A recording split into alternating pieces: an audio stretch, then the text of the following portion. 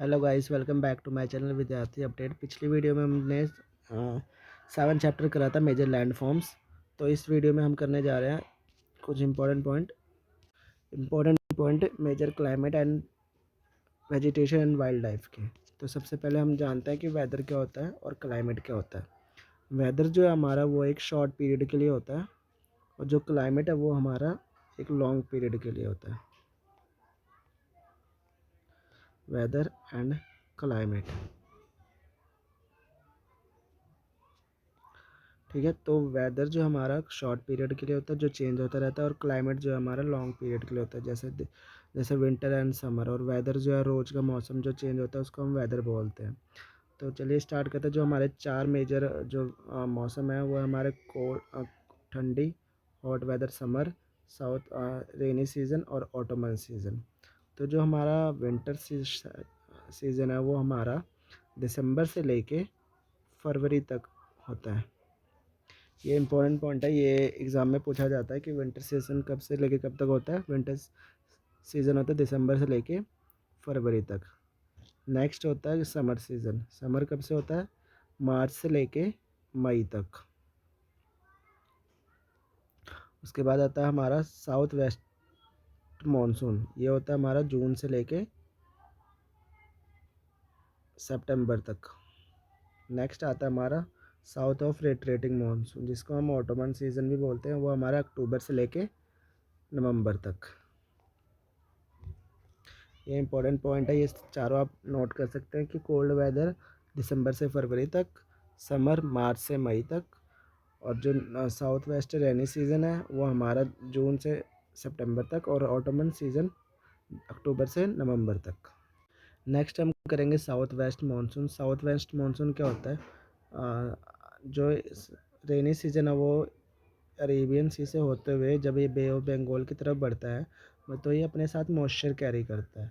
तो ये जब इधर बंगाल की तरफ आता है तो यहाँ पे जो नॉर्थर्न माउंटेन्स होते हैं, तो यहाँ पे जो ये बैरियर के रूप में काम करता है, तो ये आगे नहीं बढ़ पाते, जिस कारण जो ये इससे टकराने के बाद यहीं पे बारिश करते हैं, जिनको हम साउथ वेस्ट मानसून सीज़न कहते हैं और रेनी सीज़न भी कहते हैं। तो ये इंपॉर्टेंट पॉइंट है। नेक्स्ट है हमारा रेटरेटिंग मानसून। रेटरेटिंग मानसून क्या होता है? जब माउंटेन से जो है जो विंड है हमारे वापस बे ऑफ बंगाल की तरफ आती है,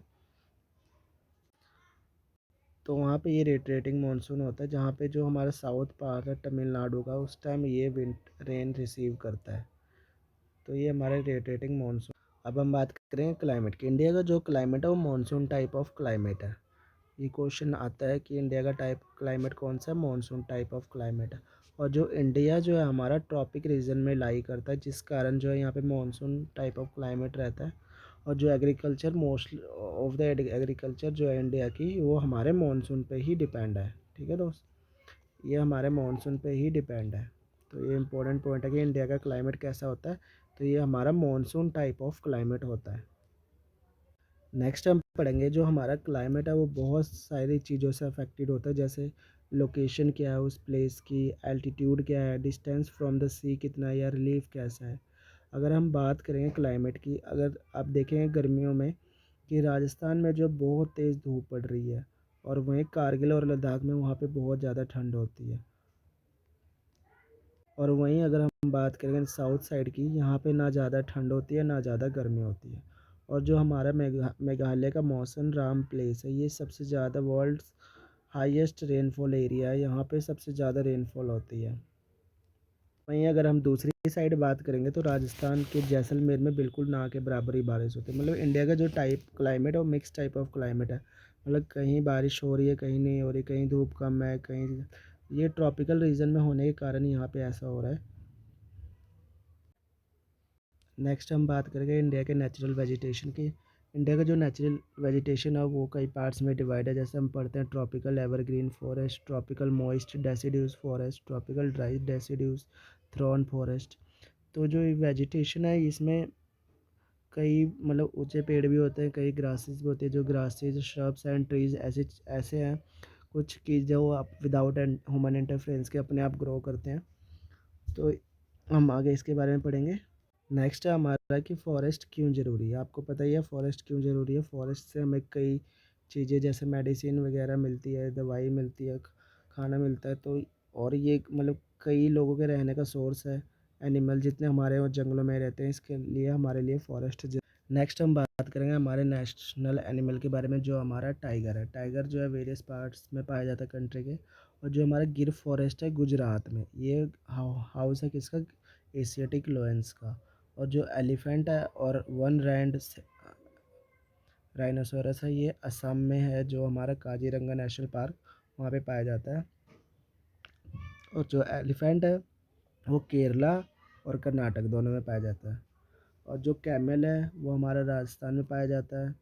और wild goats, snow leopard and bears, ये भी सारे यहीं पे आ जाते हैं। हिमालय रीजन में अगर जाओगे तो वहाँ पे आपको ये दिख जाएंगे जितने वाइल्ड गॉड्स, स्नो लेपर्ड वगैरह। ऐसे टाइगर की तरह पीकॉक भी हमारा एक नेशनल एनिमल है, नेशनल बर्ड है, सॉरी, पीकॉक भी हमारा एक नेशनल बर्ड है। तो इन टाइगर्स और एलिफेंट्स को बचाने के गवर्नमेंट ने कुछ मेजर स्टेप्स लिए हैं। जैसे हम प्रोजेक्ट टाइगर के बारे में पढ़ते हैं, ये कब आया था, 1973 में। और प्रोजेक्ट एलिफेंट जो आया था हमारा 1992 में आया था। तो ये इनके कंजर्वेशन के लिए बहुत हेल्पफुल है, क्योंकि इस एक्ट के बनने से जो है इनकी मतलब जो शिकार का वगैरह कम हो जाता है, शिकार जो वगैरह जो करते हैं, तो इस कारण ये जो सेफ़ रहते हैं। तो अब इस ये चैप्टर ख़त्म हो गया है, हम इसके एमसीक्यू करेंगे कि जो वर्ल्ड्स हाईएस्ट रेनफॉल कहाँ पे हमारा होता है, ये मैंने पढ़ाया मौसम में। Wild goats and snow leopard are found in Himalaya region. और during the south west monsoon the moisture laden winds blow from land, sea to land पे। जो हम अरेबियन सी से मॉइस्चर जो कैरी होता है वो बे ऑफ बंगाल की तरफ आता है। तो ये इसका राइट आंसर होगा।